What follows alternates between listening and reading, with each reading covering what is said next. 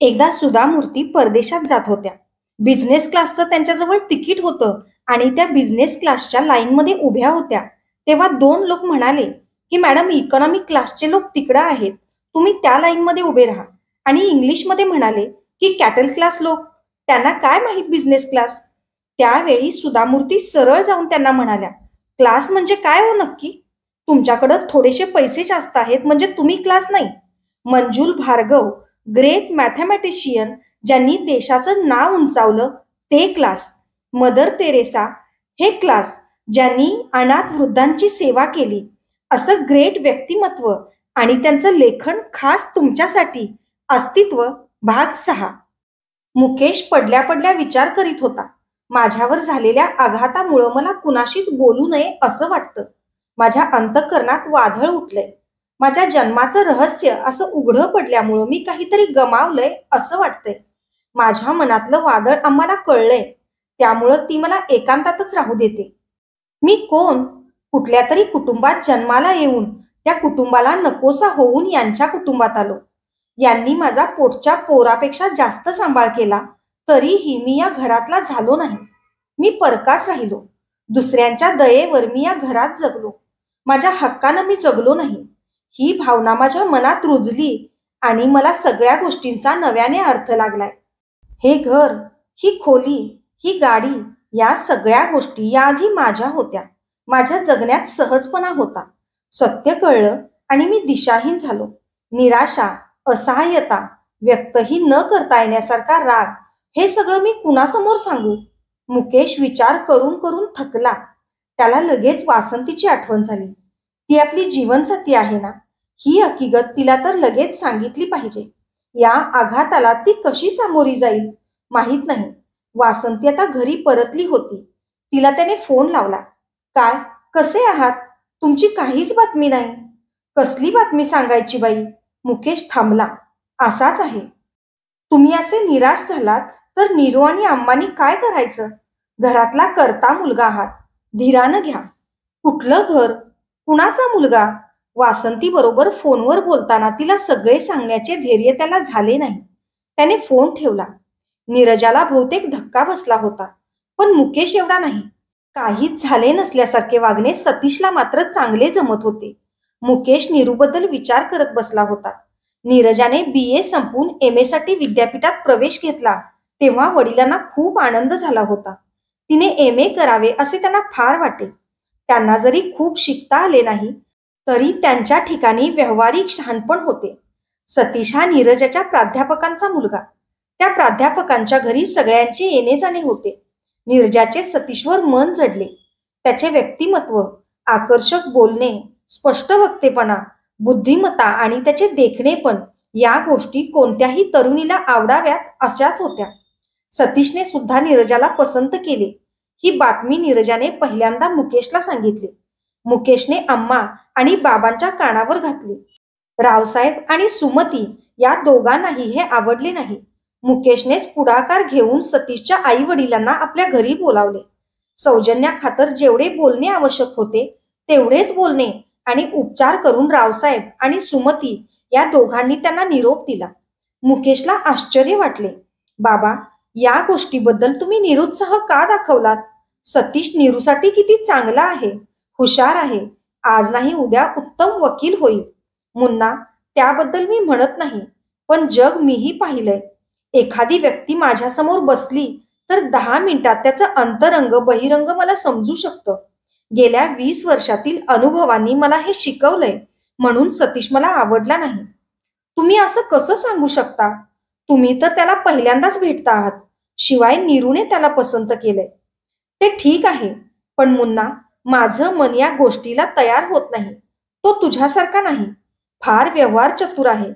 बाबा, हे तर खूप चांगलं झालं. तुमच्या उद्योगात माझी काहीच मदत होत नाही आणि त्यात मला आवडही नाही. तुम्हाला कुणाची तरी मदत पाहिजे. सतीश हा जावई झाला तरी तो घरचाच आहे ना. रावसाहेब गप्प बसले. नीरजाला याच्याही पेक्षा चांगला वर मिळेल असे सुमतीलाही वाटत होते, पण नीरजाने हट्टच धरला होता. मुकेशने मध्यस्थी केली. त्याने जोशी वकिलांना बोलावून घेतले. बाबा, मी एवढ्या मोठ्या बंगल्यात राहतो, 4 गाड्यांमधून फिरतो. मुलगा म्हणून सगळ्या संपत्तीचा उपभोग घेतो, पण माझ्या बरोबरीनं वाढलेल्या माझ्या ताईला यातला वाटा द्यायला पाहिजे. मुकेश म्हणाला. राजमहल विलासमध्ये एक मोठा बंगला, एक गाडी आणि सतीशला वकिली सुरू करण्यासाठी 10 लाख रुपये असे मुकेशने रावसाहेबांकडून सतीशला द्यावयाला लावले. आत्ताच्या या घटना बघितल्या की रावसाहेबांच्या व्यक्तिमत्वावर वेगळाच प्रकाश पडतो. नीरजाच्या लग्नात त्यांनी तिलाही काहीही दिले असते तरी मुन्नाने नको म्हटले नसते. हा पैसा आपला नाही असे म्हणण्याएवढी अलिप्तता त्यांच्या ठिकाणी होती. त्यामुळेच मुन्नाच्या पुढाकाराने ठरलेली रक्कम त्यांनी सतीशला देऊन टाकली. मुन्नाने नको म्हटले असते तर कदाचित त्यांनी हे पैसे दिलेही नसते. आपली मुलगी गरिबाच्या घरी लग्न करून दिली असती तरी त्यांनी आपल्या मुलाच्या संपत्तीला हात लावला नसता. एका बाजूला खोटे बोलून फसवून दुसऱ्यांची संपत्ती लुबाडणारा जावई, तर दुसऱ्या बाजूला आपण कमावलेली संपत्ती आपल्या मुलाची असे मानणारे वडील, अशी विचित्र परिस्थिती होती. रावसाहेब संसारात असूनही विरक्त होते. वडिलांच्या आठवणींनी मुकेशचे डोळे भरून आले. मुकेशने मध्यस्थी केली. त्याने जोशी वकिलांना बोलावून घेतले. दुसऱ्या दिवशी जोशी वकील आले आणि त्यांनी पुढच्या कार्यक्रमाची तयारी सुरू केली. मुन्ना, उद्या सकाळी तू लवकर तयार राहा. मला उद्या 3 ठिकाणी जायचंय. जोशी वकील गेल्यावर सतीश सुमतीच्या खोलीत आला. मुकेशच्या तिथे असण्याकडे दुर्लक्ष करून त्याने विचारले, अम्मा, उद्या काय काय करायचंय? सुमती गप्पच होती. मुकेश काय समजायचे ते समजला. सतीश पुढे म्हणाला, जावई म्हणजे मुलासारखा. क्रियाकर्माची सारी जबाबदारी मलाच पार पाडावी लागणार. तू या घरचा मुलगा नाहीस, मीच या घरचा मुलगा. सतीशच्या बोलण्याचा मुकेशने असाच अर्थ घेतला. म्हणजे यापुढे या घरात आपल्याला काहीच स्थान नाही. मुकेशला सगळे समजले. या घराचा आणि आपला कोणताच संबंध नाही. आपण एक पाहुणे आहोत, ती मर्यादा ओलांडायची नाही. यानंतर या घरात होणाऱ्या कोणत्याही घटनेशी, निर्णयाशी आपला काहीच संबंध असणार नाही. हे सगळे मुकेशच्या सहनशक्ती पलीकडचे होते. वडिलांनी आपल्याला पाळलं नाही का? आपली मुंज केली नाही का? जीवनातली सुखदुःख वाटून घेतली नाहीत का? नुसता मांडलेला मुलगा म्हणताच क्षणी संबंध, आयुष्यभरातलं प्रेम, आपुलकी अशी कशी उद्ध्वस्त झाली? सतीशने या घटनांकडे एका व्यावहारिक दृष्टिकोनातून, कायद्याच्या चौकटीतून पाहायला सुरुवात केली तर मुकेश याच घटनांकडे भावनात्मकतेने पाहत होता. कुणाशीही न बोलता मुकेश बाहेर निघून गेला. आपलं घर आता आपलं नाही. फक्त एका फोटोनं आपलं जीवन उद्ध्वस्त करून टाकलं. हा फोटो मिळालाच नसता तर हा घोटाळा झाला नसता. या घरातला खरा उत्तराधिकारी कोण असेल? कायदा काहीही सांगत असला तरी आई वडिलांच्या छायेत वाढलेल्या आपल्याला अजिबातच भावना नाहीत की काय? या संपत्तीसाठी हा सगळा गोंधळ चालला आहे. संपत्तीच्या ऐवजी या घरात कर्जाचे डोंगर उभे राहिले असते तर बहुतेक सतीश या घराचा उत्तराधिकारी झाला नसता. सतीशचा डोळा पैशांवर तर मुकेशचा डोळा आई वडिलांच्या अंतःकरणावर. मुकेश विचारात गढून गेला. वडील रेल्वेत कारकून म्हणून होते. पाठदुखी पाठीशी लागे तोपर्यंत आईने कपडे शिवले. दोघांनी मिळून ही कंपनी उभी केली. पण एखाद्या ट्रस्टीच्या नात्याने दोघांनी जबाबदारी सांभाळली. कशासाठी? त्यांची नीतिमत्ता श्रेष्ठ दर्जाची होती. आपण त्याच्या रक्ताचे नसू, पण त्यांची नीतिमत्ता आपण घेतलेली आहे. आपण त्यांचे मानसपुत्र आहोत. बाबा नेहमी म्हणायचे, आपल्या वाटणीच्या नसलेल्या दुसऱ्यांच्या पैशाची हाव धरली तर भिकाऱ्याच्याही पलीकडले ठरेल. कारण भिकारी भीक मागून घेतात, दुसऱ्यांना फसवत नाहीत. मी भिकारी होऊ शकतो. माझ्या आयुष्यात एवढी संपत्ती मी कदाचित मिळवू शकणार नाही. पण आज या संपत्तीमुळेच एवढा गोंधळ होत असेल तर मला काहीही नको. कायद्याच्या मदतीने सतीश काय वाटेल ते करू शकेल, पण मला ही संपत्ती नको. मी वडिलांचे क्रियाकर्म करतो, अगदी प्रेमाने, विश्वासाने करतो, पण वडिलांची ही संपत्ती नको. वडिलांसारखा अलिप्त राहून उत्तम माणूस म्हणून जगेल. मुकेशला जेवायला बोलवण्यासाठी सुमती माडीवर आली. मुकेश शून्यात नजर लावून बसला होता. बाळा, मी सतीश बरोबर बोलते. नीरूला आणखी थोडे पैसे देऊया. हवं तर माझ्या नावे असलेली संपत्ती तिच्या नावे लिहून देते. तू सकाळपासून उपाशी आहेस. मीही जेवलेली नाही. झालं ते सगळं विसरून जा. आम्हाला वाटलं मुकेश संपत्तीसाठी दुःखी झाला आहे. तेवढ्यात मुकेशच्या मनाने एक निर्णय घेतला. अम्मा, तू काहीही काळजी करू नकोस. पाय दुखत असताना तू माडीवर कशाला आलीस? मी आता खाली येतो. मी कोणतंही काम केलं तरी स्वर्गस्थ वडिलांचं समाधान होईल असंच करेन. तू खाली जा, मुकेशने आईला सांगितलं. सुमती नाईलाजाने खाली गेली. मुकेशने लगेच वासंतीला फोन लावला. वासंती, माझ्या खात्यावर किती रक्कम आहे? हा कसला प्रश्न? तुम्ही असं कधीच विचारलं नाही. असतील 10,000 पाऊंड. वासंती, समजा इथं आपली संपत्तीच नसती तर आपण आपल्या पगारात सुखी समाधानी राहू शकू का? का? धंद्यात खोट वगैरे बसली की काय? वासंतीला काळजी वाटत होती. हे तिच्या स्वरातून जाणवत होते. नाही, पण तसा प्रसंग येईल. हे बघा, सुख हे मनाच्या स्थितीवर अवलंबून असतं. त्यामुळं तुम्ही जे विचारता आहात ते मला योग्य वाटत नाही. असू दे, आपण कुठंही असलो तरी थोड्या पैशातही सुखी समाधानी राहू. वासंती, मी तुझा आभारी आहे. आभार कशाला? काही नाही, मी पुन्हा एकदा फोन करेन. तिला बोलण्याची संधी न देताच मुकेशने फोन बंद केला. आतापर्यंत त्याचा जीवन प्रवाह एकाच दिशेने चालला होता, पण आता त्याला 2 फाटे फुटले होते.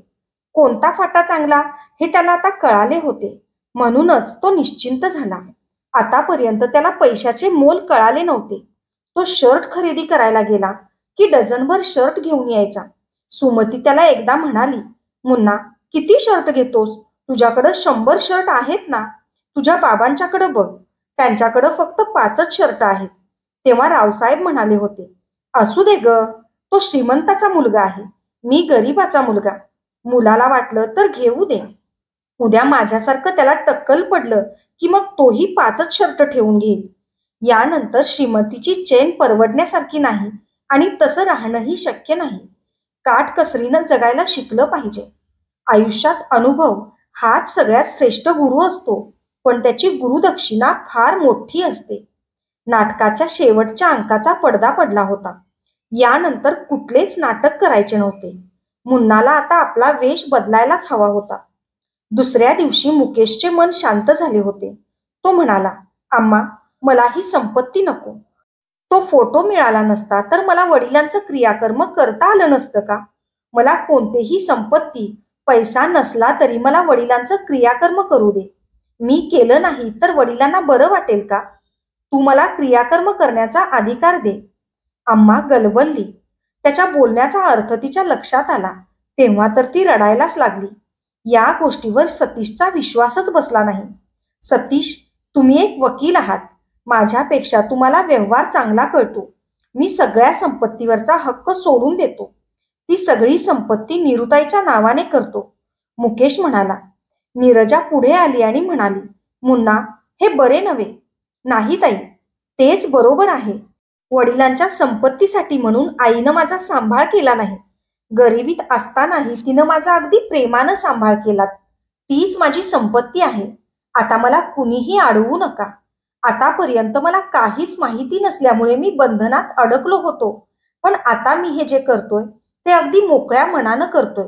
बाळ, असा भावनाविवश होऊन कोणताही निर्णय घेऊ नकोस. तू वासंतीला विचारलंस का? आई, यानंतर मी फक्त तुझा मुलगा म्हणूनच राहील. माझ्या मनाला दुखवू नये असं वाटत असेल तर तू मला अजिबात अडवू नकोस. बाळ, आणखी एकदा विचार कर. अम्मा, ही बातमी कळल्यापासून तोच विचार करीत आहे. बाळ, माझ्या वाटणीला आलेली संपत्ती मी तुझ्या नावावर लिहिली आहे. आम्हाला अजूनही आशा वाटत होती. मुकेश असा एकाएकी गरीब झाल्याचे तिला बघवत नव्हते. अम्मा, त्याची आवश्यकता नाही. मुकेश म्हणाला, बाळ, गरिबी म्हणजे काय हे तुला माहीत नाही, पण मी त्याचा अनुभव घेतलाय. तुला ते झेपायचं नाही. का झेपणार नाही? तशाही परिस्थितीत राहण्याचं धैर्य तू मला दिलं आहेस. तू जर माझ्या जागी असतीस तर मी जे केलं असतं तेच तूही केलं असतंस. होय की नाही? सांग अम्मा. गरिबीतही तुम्हा दोघांनी संसार केलाच ना? खरं सांग. सुमती गप्पच राहिली. पुढच्या कामासाठी मुकेश बाहेर निघून गेला. जिंकल्याचा आनंद सतीशला झाला, पण नीरूला मात्र तसे वाटले नाही. अम्मा तर अंतर्मुखच झाली होती. आपण मुलाच्या जागी आहोत या भावनेने मुकेशने वडिलांचे क्रियाकर्म अगदी श्रद्धेने केले. सगळे नातेवाईक निघून गेले. सगळे जण बेंगलोरच्या आसपासच राहत असल्याने मुक्कामासाठी कुणीच आलेले नव्हते. सगळी मंडळी त्याच दिवशी निघून गेली. आता घरात राहणारे 4घेच होते. मुकेशने सतीशला बोलावून सांगितले, हे बघा, जोशी वकिलांना बोलावून मी सगळी कागदपत्र तयार करवली आहेत. तुम्ही एकदा नजरेखालून घाला. हे बघ मुन्ना, सत्य हे केव्हाही कटू असतं. मी खरं सांगितलं म्हणून एवढा सगळा गोंधळ झाला. सगळ्यांच्या नजरेत मी एखाद्या खलनायकासारखा ठरलो आहे. नीरू बोलत नाही. तुमची संपत्ती मला कशाला पाहिजे? मी काही तुम्हाला द्या म्हणून सांगितलं नाही. तू जाणे आणि तुझी ताई जाणे. आता मुकेशला सतीशचा स्वभाव माहीत झाला होता. त्याने आपले म्हणणे पद्धतशीरपणे मांडले. आता त्याचे मनही बदलले होते. देवाने आपणहून दिलेली सुवर्ण संधी तो थोडाच गमावून बसणार होता. असू द्या सतीश, तुम्ही काही विचारलं नाही. मी स्वतःहूनच नको म्हटलं. हे पहा, मी स्वखुशीनं सही करतो. अगदी समाधानानं लिहून देतो. स्वर्गात असलेले माझे वडील याला साक्ष आहेत. वडिलांची आठवण काढत मुकेशने सगळीकडे सह्या केल्या. सगळ्या कागदपत्रांवर सह्या केल्यावर मुकेशला एक प्रकारचे स्वातंत्र्य मिळाल्यासारखे झाले. त्याच्या मनाच्या कोपऱ्यात त्याला कुठेतरी असे वाटत होते की आपण वासंती बरोबर चर्चा करून हा निर्णय घेतला असता तर बरे झाले असते. पण ते शक्य नव्हते. वासंती जर याला कबूल झाली नसती तर? तिने फक्त पैशांसाठी लग्न केले होते की काय? शिवाय ती या गोष्टीला कबूल झाली नसती तरी ती संपत्ती आपण घ्यायचीच नाही असे मुकेशने ठरवले होते. निर्जीवाच्या छायाचित्राने त्याच्या जीवनाची दिशाच बदलून टाकली होती. तो एकटाच असे तेव्हा न बघितलेल्या रुपिंदरचे चित्र डोळ्यांसमोर आणायचा प्रयत्न करीत असे. सुमती भेटली की आपल्या जन्मदात्या आईचे वर्णन करून सांगण्याचा तिला तो आग्रह करीत असे. अलीकडे नीरजा आणि सुमती या दोघींना मुकेश बरोबर बोलणे अवघड जात असे. तो आपल्याच खोलीत बसून आड्याकडे नजर लावून कसला तरी विचार करत बसलेला असे. लंडनला परतण्यापूर्वी तिला एकदा तरी बघितले पाहिजे. ती जिवंत असेल तर? तू असं का केलंस असे विचारायचेच असे त्याच्या मनाने घेतले. आतापर्यंत संकुचित विश्वात वावरलेल्या मुकेशला जगाची ओळख करून घेणे आवश्यक वाटू लागले. मुकेश आता आणखी एका गोष्टीच्या मागे लागला. आईला म्हणाला, अम्मा, मला रुपिंदर कौरचा पत्ता पाहिजे. अम्माच्या छातीत धस्स झाले. मुकेश आपल्याला विसरून आपल्या जन्मदात्या आईकडे जाणार? कशाला रे? तिने विचारले. अम्मा, मला ज्या आईनं जन्म दिला तिला मी माझ्या डोळ्यांनी एकदा तरी बघेन म्हणतो. त्याच्या गळ्यातील सोन साखळीने त्याला आईची आठवण करून दिली. सुमती स्तंभित झाली, तरी पण स्वतःला सावरीत म्हणाली, मुन्ना, मी खरंच सांगते, माझ्याकडं तिचा पत्ता नाही. आम्हा दोघींच्यात पत्रव्यवहारच झाला नाही. एकमेकींना बघून 25 वर्ष झाली. तिनं जाताना कुठल्या तरी ठिकाणाचा उल्लेख केला असेल ना? अमृतसर मधल्या लाल चौकात कसलं धान्याचं दुकान असल्याचं सांगत होती. वर त्यांचं घर आणि खाली दुकान असल्याचं तिनं सांगितलेलं आठवतं. तिच्या नवऱ्याचं नाव सुरिंदर, धीराचं नाव परविंदर. ते जालन्याहून आले होते, एवढंच मला माहिती आहे. मुकेशने आपल्या सामानाची बांधाबांध केली. सुमतीने त्याच्या केसातून हात फिरवीत म्हटले, मुन्ना, रुपिंदरला भेटल्यावर मला विसरणार का रे? माझ्यावर रागावलास?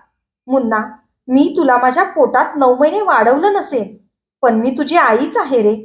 अगदी दीन होऊन सुमती रडू लागली. मुकेशने प्रेमाने आपल्या आईचा हात धरून सांगितले, तू माझी आईच आहेस, पण एक कुतूहल म्हणून मला माझ्या जन्मदात्या आईनं असं का केलं, ती आता कशी आहे, या प्रश्नांची उत्तरं शोधायची आहेत. मुन्ना, घरची परिस्थितीच तशी होती, नाहीतर तिनं असं का केलं असतं? तुला सोडून जाताना तिला खूप दुःख झालं, मी पाहिलंय ते. मुकेश काहीच बोलला नाही. त्याच्या मनाने तो केव्हाच पंजाबला पोहोचला होता. अशाच नवनवीन आणि विविध विषयांवरच्या कथा, कविता आणि पुस्तक वाचनासाठी पुस्तक वाचन बाय अक्षरा पाटील हे चॅनल सबस्क्राईब करा आणि कादंबरी वाचन कसं वाटलं ते कमेंट बॉक्समध्ये जरूर कळवा. थँक्यू.